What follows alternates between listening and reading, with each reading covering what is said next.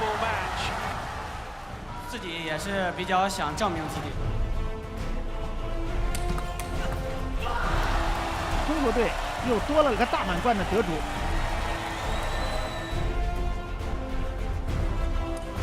哇！马龙蝉联了世锦赛的男子单打冠军。这应该是我这辈子最疯狂的一场比赛。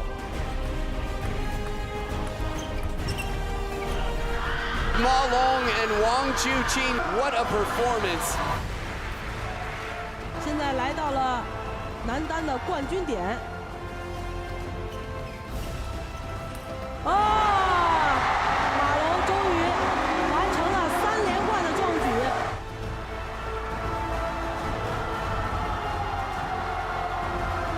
其实我想赢得冠军，但我更想赢得大家尊重。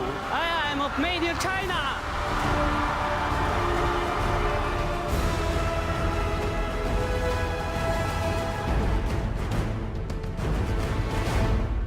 我看你这个膝盖上这个粉色的这一块还是挺明显的，这个颜色什么时候发生变化的？好像去年年底吧。可能因为这个有时候这个之前打那个蜂蜜打完以后，它那个因为有激素的原因，可能在皮肤上它会把一些毛细血管可能烧伤了，或者是皮肤表面，所以可能得过几个月吧，半年或者1年，它能慢慢消除。疼痛在这次的决赛当中有出现吗？没有，其实打球的时候现在感觉还好，但打完球以后，或者是有时候晚上睡觉的时候会疼。打球的时候有可能现在注意力集中，或者是肯定比之前那个阶段好很多。之前你让我坚持，我也坚持不了。那这个疼痛一定会让你像你所说的得停下来吗？就是像这个训练得停下来，好像此前的很多比赛都得停下来。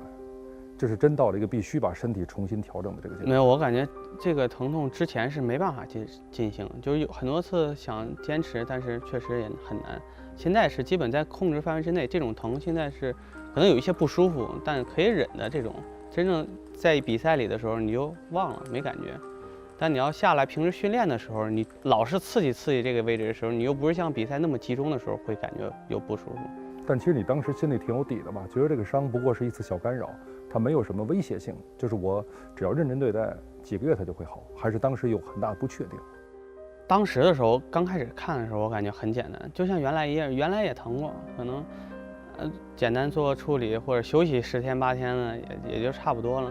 但看了几次以后，过了10天半个月没效果，然后再加上有一些，比如打封闭啊这些治疗以后还没效果，就感觉有点慌了。就哪怕到过年的时候，一天都没休息去治疗，包括康复，还没效果，当时就那就不是慌，那就有点崩溃了。有点崩溃。对对对。那这种崩溃的感觉能跟别人讲吗？还是自己忍着？没讲，最多跟秦指导，因为秦指导哪怕过年的时候也天天陪我，每天都陪我。因为本来今年过年的时候想回老家的，但后来想着在这儿有这种训练条件，在北京每天哪怕能多出来1天是1天，把之前那个浪费时间能补一补，但还是感觉一般效果。伤病给马龙带来的影响，从2018年6月的日本公开赛就开始显现了。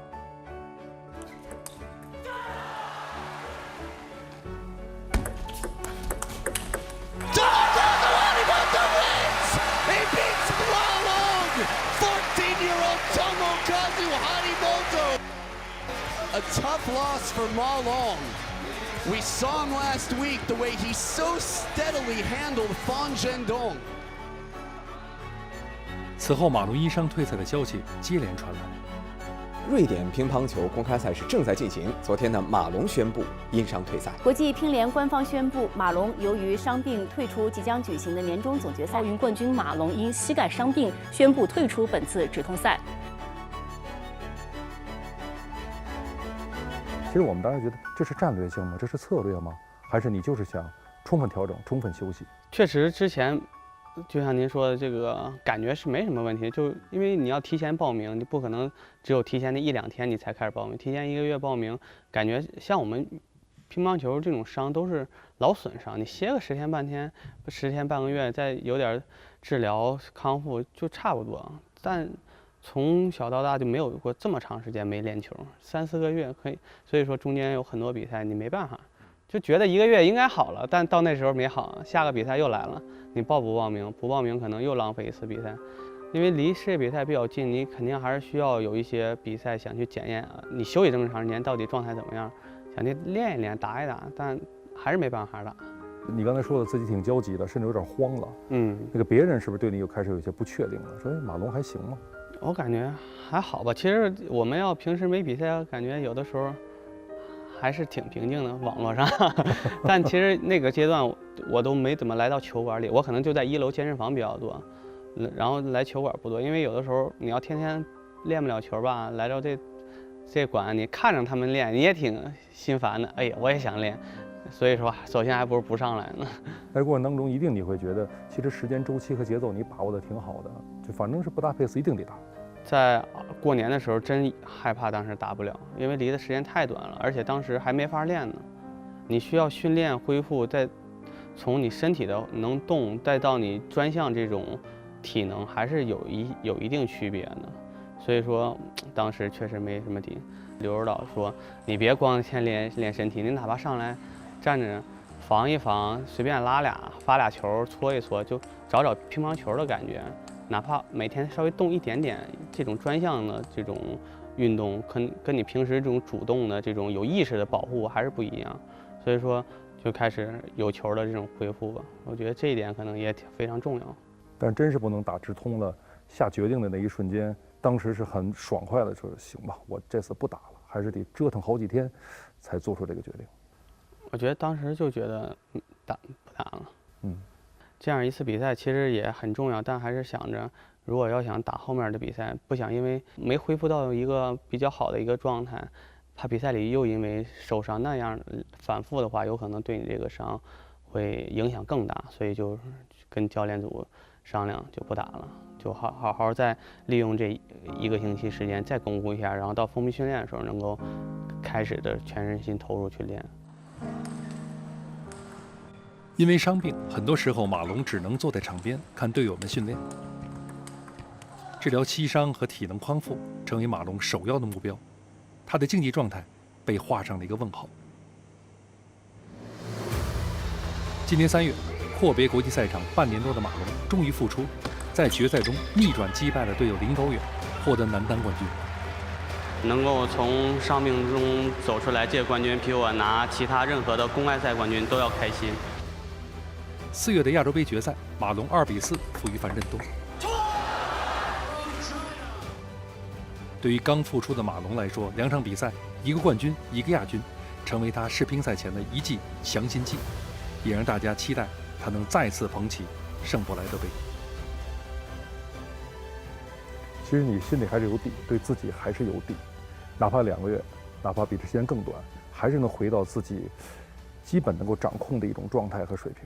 水平没法掌控，我只能说，哎，现在挺好，我能开始慢慢能恢复训练了。但你要说真正能恢复到什么水平，而且又是离世界比赛这么长时间，你心里还是着急。就算状态好的时候，你世界比赛或者这些大赛，你想打好的时候，你心里也不确定自己真正大赛时候能发挥出什么水平，而且你又是有一阶段没有训练的情况下，你更还是没底儿。那时候对身体和心理的更加敏感吧，就一点点微妙的变化，你都想捕捉。对，每天你睡觉的时候，你都会去想这个膝盖，睡觉的时候动一动，哎，还行，哎，就感觉心情就特好。如果哎又疼了，你就感觉哎呦这一天都不好过那种。每天你会早上起来就去试今天这个一天的这种状态，你就能出来了，都反映在腿上。你从去年11月份开始做伤病的调整，很多人把那描绘成一个黑暗的日子，是压力巨大的日子。但现在回头看，那段日子是不是也给你储备了很多的能量？确实，这个受伤这个阶段，这种经历是别人没有的。我觉得能扛过来就是一个财富，也能磨练自己的耐心，或者说在场上你必须要冷静，因为在那个阶段，原来自己经历的这种困难可能都是场内的事儿。就你得不了冠军，或者这个对手你托付不了，一直输，这样一个场内的事儿。但你受伤这个东西，你确实你想着急，你真没用。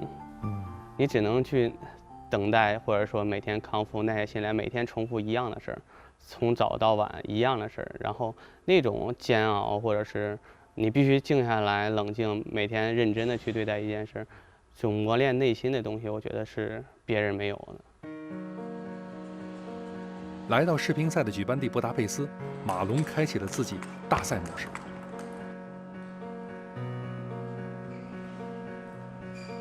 比赛的整个的过程当中，你好像跟日常我们遇到的马龙不一样，好像是一个完全封闭的马龙，拒绝外界有个任何的关联。我就是比赛这一件事儿，这是你强大的这个核心能力的一部分吗？因为也有可能是伤病的原因，会让自己能够现在慢慢更加独立起来吧。就我可以不根据外界的所有东西，我就这次我来了目的我就为了比赛，那行了，我是手机我就从来不看，就比如新闻啊从来不看，最多看看时间，然后在房间里，我估计王主席这次我跟王主席住一房间，他都感觉到很压抑。就是你是面沉似水是吗？那倒没有，可能一天比赛出发之前，房间里有时候他因为他也要准备世界比赛，这次团体那个双打也是进到决赛，他可能也就最后一天没球，每一天他也有比赛，他也很紧张，但是呢他又看我不太说话，然后他也不太说话，然后房间里也就放个音乐，因为太静了也挺难受，然后每一天谁主动放音乐？我一般都我放。放啥音乐？就随便就是手机里的歌，然后他呢也不说话，最多看看 iPad， 然后每天打完比赛回到房间能稍微放松点，就是放个相声啥的，就是听一听，就感觉房间里可能说话说的比较少，但还是有声在。他说那个你最后的3天，他能感觉出你每一次的翻身，都想什么？其实不是我刻意去想的，我真不想去想，脑子里自己蹦出来的，大部分就是比赛的东西会有，然后乱七八糟什么也会有，就睡不实。我感觉这次比赛比奥运会睡得还差，这是为什么呢？这个还是我真不确定。我要说卸包袱，我感觉我这次感觉压力没有上一届大，一切还好吧。当然还是像原来那样专注到比赛，你每天可能做的也是差不多，然后说话说的比较少，比较严肃这样一个习惯，但感觉这种心理压力没有上届大。布达佩斯赛场，马龙轻松晋级男单8强，并在1/4决赛中4-0大比分击败对手林高远。半决赛又是一场内战，对手是刚刚战胜了樊振东和单羽孝西的梁靖昆。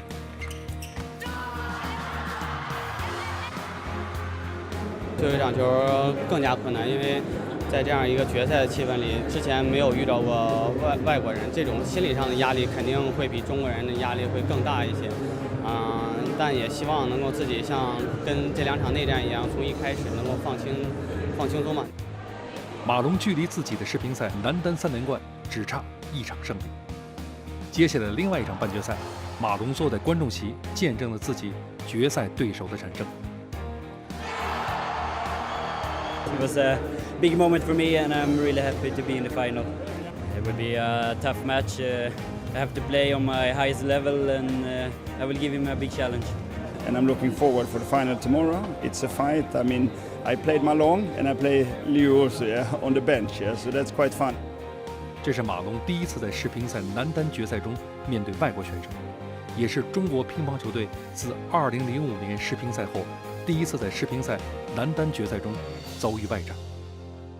当你赢了半决赛以后，最后一天对一个欧洲人，之前没有过这种感受，而且，有这种心理压力，有难度，同时也是个机会，又是一个能拿3次的这样一个机会，所以说还是有很多想法在脑子里，就他自己往外蹦，比如赢了怎么办啊，输了怎么办，赢了什么状态，输了什么状态，就一大堆。那这种想法像个新人一样啊。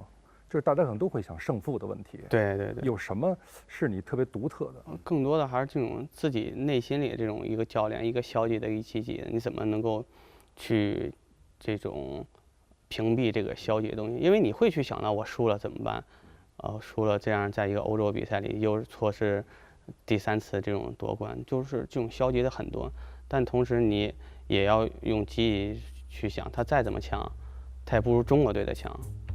就多去用积极的这些东西吧，包括所有能想的积极都去想。比如这次比赛住的房间132，我想132，那你就怎么想呢？1次奥运会，3次世锦赛，2次世界杯，反正就你就去想这些一切你能想的这些积极的东西嘛，暗示嘛。包括那天决赛里双打可能短袖，我们穿的蓝的，然后对方穿的红的，然后挑边儿我们输了。那想啊，许昕他们拿混双的时候穿的就是蓝的，我们就会去想一切能让你积极的心理的方面，就是积极心理建设。对。但是这个输球之后的代价你也想过？肯定最直接的代价是什么？肯定是个巨大挫败感。这样一个机会，然后这样一个决赛舞台，这样一个对手你输了，有可能你这辈子再也没有这样的机会了。你可能错失了就是男单这种冠军一个最重要的一个金牌，我觉得也是一个压力之一。赛前反正刘主席也在说这种，就是想赢怕输这样一个观念。后来我觉得想赢怕输不可怕，就是你光想怕输才可怕。你想赢，你盖过你的怕输，你就会多去想你能赢，一切就是积极的方面。如果你光想怕输，你可能越想越害怕，越想后果越多的时候，你这种人就会消极。决赛前，中国乒协主席刘国梁出现在训练馆里，他拿起了球拍陪马龙训练，而训练馆的另外一侧，佩尔森在陪法尔克训练。世乒赛时隔32年，再次在男单决赛中上演中瑞大战。这一次是2位前世界冠军的弟子之间的较量。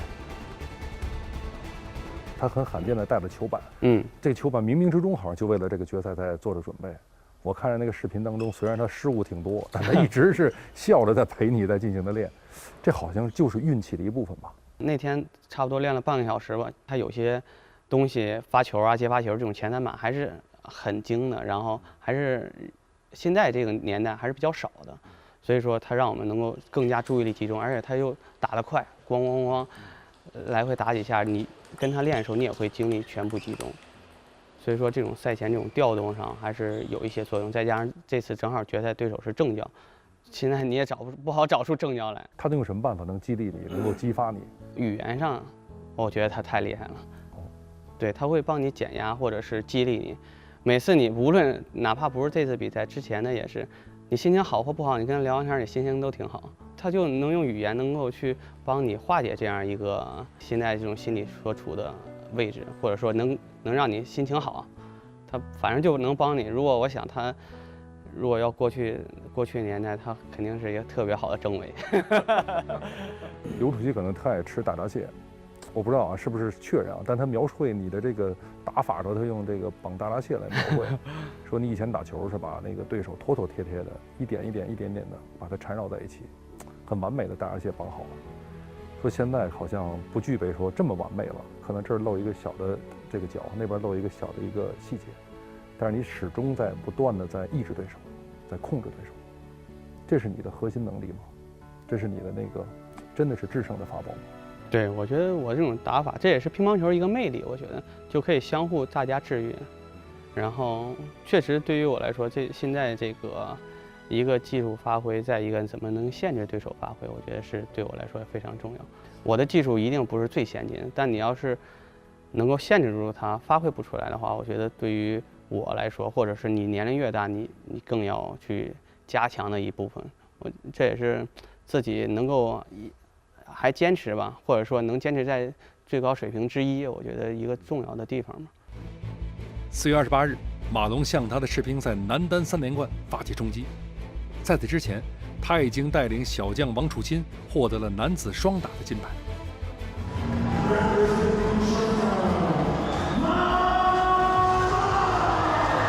今天继续在匈牙利首都布达佩斯会展中心为您带来第55届世界乒乓球锦标赛男子单打冠军的争夺战。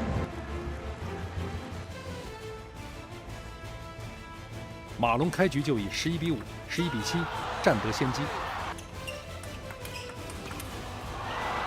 马龙打得很坚决，这个球。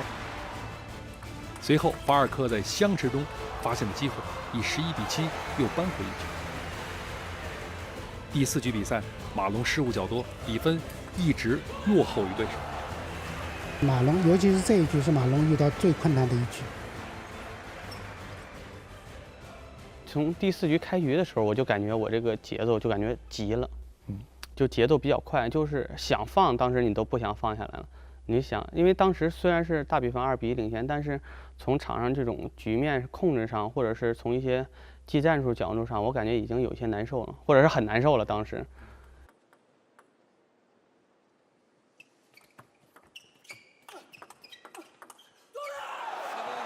还是落后2分。但那个7比9对你来讲，你感到一丝不确定，感到一丝觉得压力真的来了，甚至输球就，甚至输的这一局的可能性，它变得非常真实了。在打到7比9的时候，其实已经我都没有太过于想这一局，可能就准备下一局了。这一局就当说了这么打，然后，但不是说放弃那么打，就是还是有一些变化吧。然后从下一局再重新那个组织这个技战术，所以。当时那几个想法，但当时打到9比9，我感觉有戏，因为其实还是有一个想法，只不过受于比分这种压力，就一直做的这种效果不好。什么想法？就我觉得当时其实技战术上，9比9摆到反手短，我感觉是一个好球，但当时都是落后2分，你有时候做这个东西压力会比较大，或者是他2分，他有心理优势，他可以放开去打的话，这个球有的时候效果就会是一般。但打到9比8，他叫暂停，我第2球发个长球，他没准备。9比9的时候，我感觉这时候他可能也慌了，因为你领先2分再追平再打的话，其实这个难度还是挺大的。这个球啊，就是马龙的经验了，也是他的胆量。这样马龙拿下了第4局，现在马龙3比1。马龙终于完成了3连冠的壮举。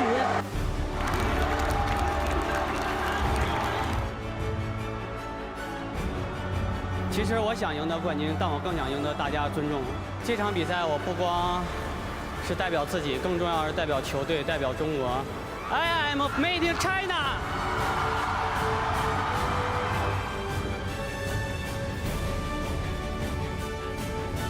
像东京其实就是很现实的目标了。过了这个布达佩斯之后，东京好像这个道路比以前更平坦一些了。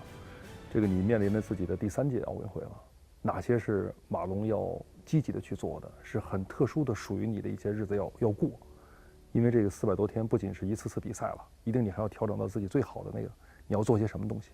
首先，作为我来说，肯定还是能够跟上大家正常训练节奏。我觉得这是你要能是保证一个正常发挥或者超水平发挥，这是一个前提。所以不想再出现这种伤病、这些意外的这些东西。再一个就是能够调整心态嘛，因为我相信东京这个奥运会的这种压力肯定会比这次或者里约大无限倍。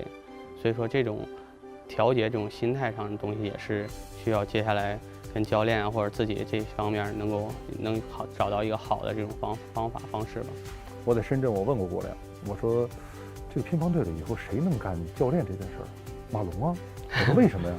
他热爱啊！这热爱到底是什么？我觉得这种热爱是钻研，他爱琢磨这个东西，就是你哪怕下到球场以外，他也会去这种爱钻研，他也会去就是去脑子里没事会想到这个球。好多时候有可能在场外的时候，你吃饭，哎，就会突然蹦出来一个这种东西。我觉得热爱的人都爱教人球。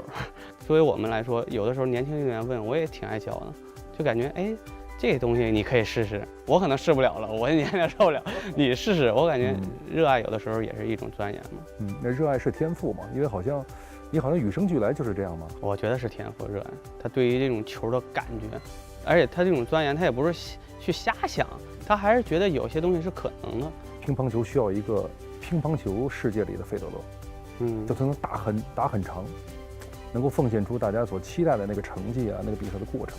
我觉得那一瞬间，我觉得马龙可以当这乒乓世界里的费德勒。这个要重新去找到一个训练模式，可能你要是坚持到很长时间，你需要有一个新的训练模式，这是之前没有过的。包括心理上，你不能还像20岁一样去每天追求必须是冠军这样一个东西，你要能够允许自己在一些比赛里犯一些错误，甚至输球。这样的话，你心态好，你才能坚持到，比如38、9岁、40岁这样一个可能性。